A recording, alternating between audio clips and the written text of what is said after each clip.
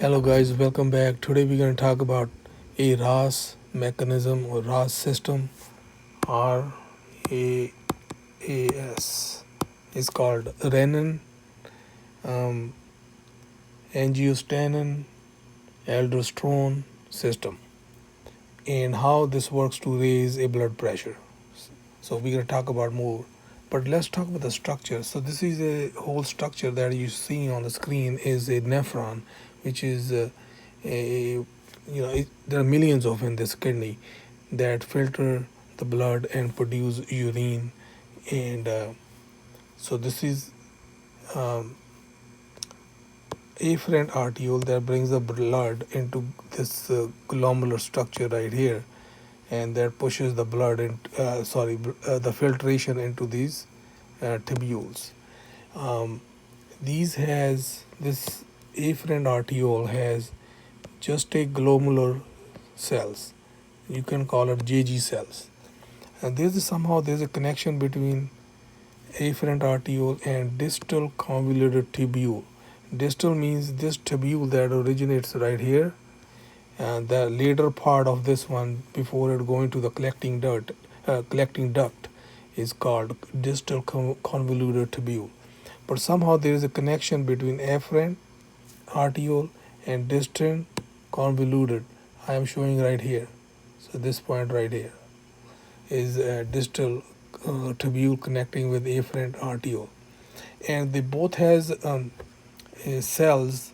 Uh, the cells in afferent arteriole called JG cells, and in the distal convoluted tubule, these cells are called macula densa cells. We will find the roles for both in our further discussion today.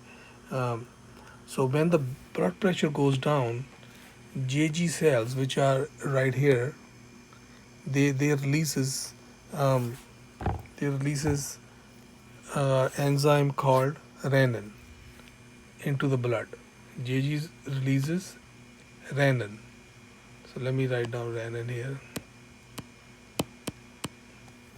Now this renin catalyzes angiotensin angiotensinogen, converts angiotensinogen to angiotensin 1.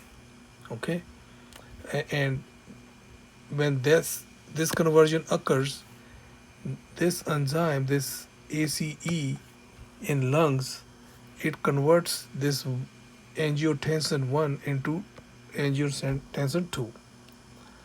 Now, angiotensin 2 constricts the blood vessels. When it constricts the blood vessels, it raises the blood pressure. Okay, so that's one way to raise the blood pressure. So now I talked about macula densa, right? Macula densa here is at the same junction where afferent arteriole were together, right? They connected each other. At the same time, macula densa detects this low filtration of blood because low blood pressure, so there is a low filtration also, right? And it stimulates those same JG cells which are right here, right here.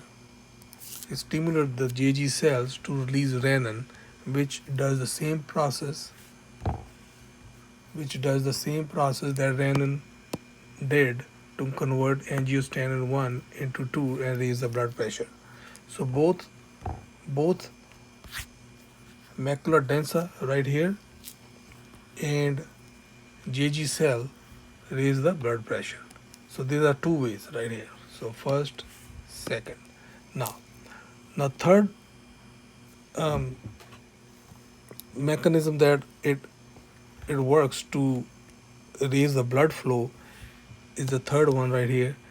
Macula densa also dilates afferent arteriole, the one bring the blood in, right here, this one. Okay, it dilates them. That means there is an increase of blood supply. So the third function occurs here to increase the blood supply and also the blood pressure. Now fourth, I didn't have the space right here, so I'm writing right here. With this angiostensin being produced, which constrict blood vessels, Angiotensin also causes aldosterone release. When aldosterone releases, it increases sodium retention and which result in water retention in our blood. When water retention increases in our blood vessel, blood pressure goes up. So see how these three mechanisms works together and increase our blood pressure. It all happens in kidney and this junction right here between afferent and distal tubule. Hopefully this helps you understanding this system. If you like the video, subscribe it. I see you next time. Have a good day.